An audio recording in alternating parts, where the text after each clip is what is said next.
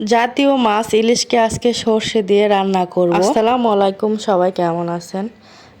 সর্ষে দিয়ে আজকে ইলিশ মাছ রান্না করব। তো এখানে আমি দুই রকমের সর্ষে নিয়েছি, সাদা আর একটা লাল। তো দুটোটাই কিছুক্ষণ ভিজায় রাখে আমি ভালো মতো ধুয়ে নিছি।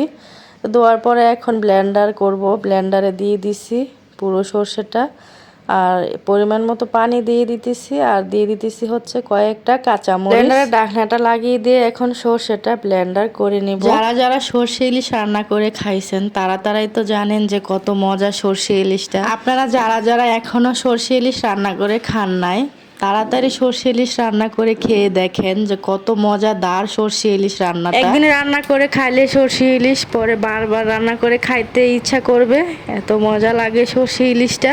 সর্ষে ইলিশটা আমার ব্লেন্ডার করা শেষ। এখন একটা বাটির মধ্যে ডাইলে নিয়েছি, দেখেন কতটা মিহি হয়েছে সর্ষে ইলিশ বাটাটা। আর সর্ষে ইলিশ যদি মিহি না হয় বাটা, তাইলে কিন্তু একটু তিতা তিতা ভাব লাগে। যত বাটা ভালো হয় ততই ভালো। 2-3 দিন আগে বাসায় মাছটা আনা হয়েছিল, তো আমি কাইটা ধুইয়া একটা বক্সের ভিতরে করে ফ্রিজে রাখা দিয়েছিলাম। তো ফ্রিজ থেকে আমি কিছুক্ষণ আগে বের করে একটু পানি দিয়ে ভিজাই রাখছি। তো মাছটা সুইটা গেছে বরফ থেকে, পানি থেকে মাছটা উঠে নিতেছি, কারণ এখনই রান্না করব মাছটা। মাছের মাথা কিন্তু নিব না, শুধু মাছের পিসগুলো উঠে নিছি। এখানে 6 পিস মাছ নিছি, এই 6 পিসই আজকে এখন রান্না করব। তো চুলার উপরে একটা কড়াই বসাই দিছি, কড়াইয়ের মধ্যে অল্প সরিষার তেল দিয়ে দিছি, আর এখন দিয়ে দিছি হচ্ছে হলুদের গুঁড়া, আর দিয়ে দিব ধনিয়ার গুঁড়া, দিয়ে একটু নাড়া দিয়ে দিব। এখন দিয়ে দিব সর্ষে বাটাটা। আর এর মধ্যে কিন্তু আর বেশি কোনো মশলা দিব না, বেশি মশলা দিলে কিন্তু খাইতে ভালো লাগে না, আর কম মশলা দিয়ে রান্না করলে বেশি মজা হয়। আর যে ইলিশের গ্রানটা, ইলিশ মাছের ওই গ্রানটাও থাকে, বেশি মশলা দিলে মনে হয় যে গ্রানটা পাওয়া যায় না, তখন মনে হয় শুধু মশলারই গ্রান আসে। তো এখন দিয়ে দিছি আমি স্বাদ মতো লবণ আর একটু মরিচের গুঁড়া। বাটার সময় কিন্তু কাঁচা মরিচ দিয়ে দিছি, এখন আবার একটু দিয়ে দিছি মরিচের গুঁড়া, দিয়ে ভালো করে নাড়া টাড়া মশলাটা কষিয়ে নেব। ইলিশ মাছ রান্নাটা কিন্তু অনেক সহজ, কোনো কষ্টও হয় না, আবার সময়ও কম লাগে, অনেক তাড়াতাড়ি রান্না করে ফেলা যায়।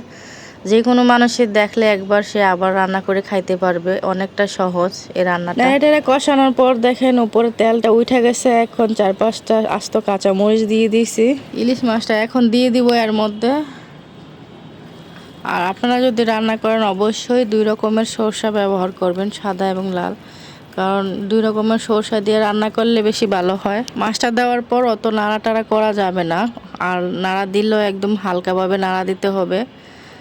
বেশি নাড়ানাড়ি করলে আবার মাছটা ভাঙা যাওয়ার সম্ভাবনা থাকে, যেহেতু মাছটা কাঁচা দেওয়া হয়। কেউ যদি আমাকে এইভাবে সর্ষে ইলিশ রান্না করে দেয় আর সাথে ভাত, তাহলে আমার আর কোনো তরকারি লাগবে না, শুধু এই সর্ষে ইলিশ দিয়ে আমি ভাত পেট ভরে খাইতে পারবো।